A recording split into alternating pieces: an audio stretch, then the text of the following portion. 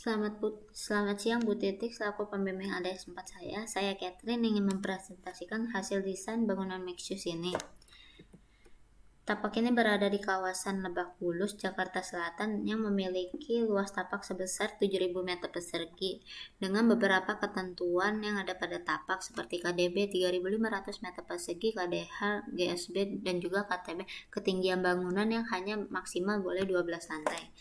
Untuk kondisi tapak ini berada di kawasan yang pada jalur transportasinya terlebih pada hari-hari kerja. Jalur utama di depan tapak ini lumayan padat karena ini merupakan jalur transit Jabodetabek. Untuk daerah ini sendiri lumayan dekat dengan beberapa pasar swalayan yang berada di sekitar tapak. Kondisi tapak ini juga dapat diakses oleh berbagai transportasi umum seperti MRT, bus Transjakarta, dan juga bus kota Point Square.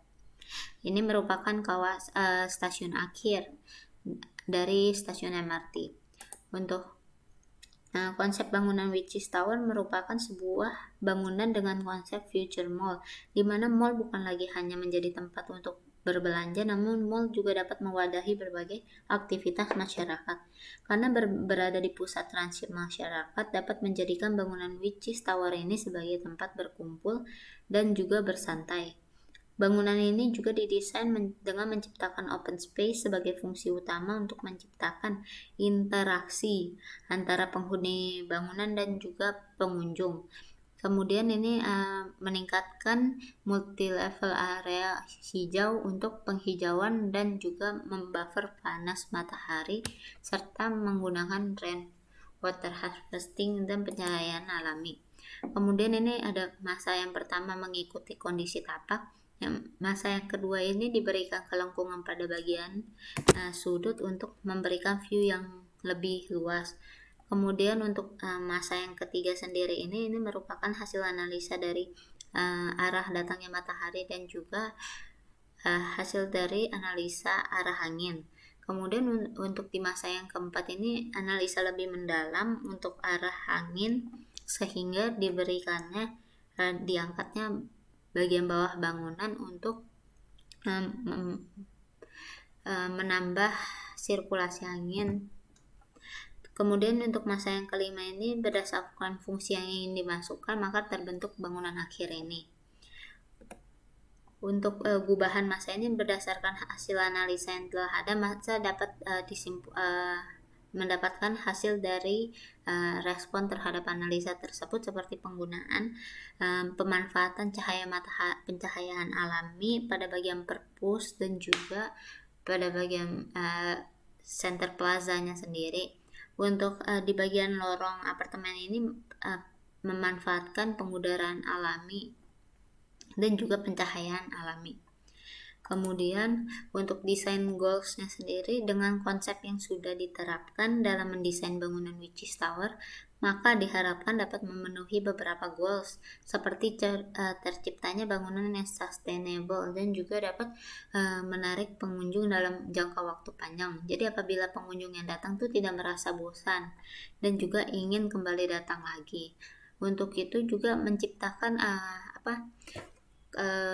kehidupan publik masuk ke dalam bangunan ini, seperti ada kehidupan malam yang ada di sekitar Jakarta Selatan ini ada juga di dalam bangunan ini. Kemudian untuk aktivitas-aktivitas seperti berkumpul, nongkrong dan lain-lain itu terdapat di dalam bangunan ini, maka disediakannya open space. Kemudian ini untuk sirkulasi bangunan.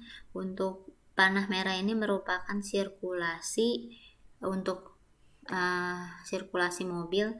Ini di bagian depan ini penumpang dapat diturunkan, maka apabila ingin masuk ke basement dapat langsung masuk ke basement. Kemudian untuk area keluar mobil juga di sisi yang sama seperti di sisi masuknya. Kemudian untuk panah yang coklat ini merupakan area sirkulasi motor. Untuk panah mengarah ke dalam ini masuk ke dalam basement. Kemudian untuk arah keluarnya lagi berada di sisi yang sama. Kemudian ini bagian depan ini merupakan jalur utama dari jalur di depan tapak ini. Kemudian di bagian sini, di bagian depan bangunan ada jalur kecil, ini merupakan jalur pejalan kaki. Di sini ingin menciptakan pengunjung yang berusaha menggunakan transportasi publik, maka disediakannya jalur pejalan kaki untuk menuju stasiun MRT dan juga itu halte bus. Kemudian di sini ada exploded view, ini dari bagian ini merupakan lantai 5 dari bangunan ini. Bagian dari lantai 5 ke atas, lantai 5 sampai lantai 12 merupakan unit apartemen. Dan juga di bagian belakang sini terdapat swimming pool. Kemudian untuk bagian yang miring ini juga masih merupakan unit apartemen. Kemudian untuk di bagian depan sini terdapat perpustakaan yang dapat dikunjungi oleh kalangan apapun. Kemudian untuk pada lantai 5 ini juga terdapat open space yang untuk bagi penghuni apartemen saja. Kemudian ini ada material exploded, untuk material bangunannya sendiri ini ada kolom dan balok. Kemudian ada kaca penutup. Ini menggunakan kayu, kaca untuk bagian kaca depannya, curtain wall-nya. Kemudian ada beton untuk strukturnya sendiri, bata, dan juga laminated wood. Ini digunakan pada fasad yang menempel pada bangunan ini, secondary skin. Kemudian ini ada jenis material kayu menggunakan multiplex plafon, memiliki ketahanan terhadap air dan juga panas matahari. Terus memiliki durabilitas jangka panjang juga penggunaannya. Jadi nggak gampang lapuk atau rusak. Kemudian FGL jati lantai ini digunakan pada interior bangunan, memiliki harga yang terjangkau karena tergolong murah. Terus ada BPC laminate flooring, ini buat flooring lantai pada deck bagian open space yang kalau misalnya terkena basah itu tidak licin, digunakan di outdoor karena memiliki ketahanan terhadap air dan juga panas matahari, memiliki jangka waktu yang panjang juga. Terus kemudian ini ada merupakan detail dari roof garden dan juga fasad. Ini detail roof gardennya sendiri ada beberapa lapis. Ini lapisan roof garden ini dari 30 hingga 40 cm. Kemudian ini ada fasadnya sendiri, untuk bagian lorong, bagian bangunan yang terkena pancaran matahari berlebih maka dipakai fasad untuk menyaring, membuffer cahaya matahari. Kemudian ini ada rainwater harvesting untuk air, penampungan air hujan sendiri, ditaruh pipa di dalam kor, kemudian dialirkan pada tampungan yang ada di bawah. Kemudian bagian ini kan merupakan lantai 5, open space, maka diberikannya pipa untuk menampung juga air hujan di sisi bangunan sebelah sini. Kemudian ini ada building plan. Untuk ini bagian hijau ini merupakan lobby dari apartemen, lobby dari mall. Kemudian ini merupakan lobby dari apartemen, memiliki interaksi yang cukup dekat karena sebelum masuk menuju lobby mall maka akan melewati bagian lobby apartemen ini juga. Kemudian di sini ada supermarket yang menghubungkan antara bagian apartemen dan juga bagian mall. Untuk yang bagian ini merupakan denah apartemen. Untuk yang sebelah kiri ini merupakan apartemen dengan 3 kamar.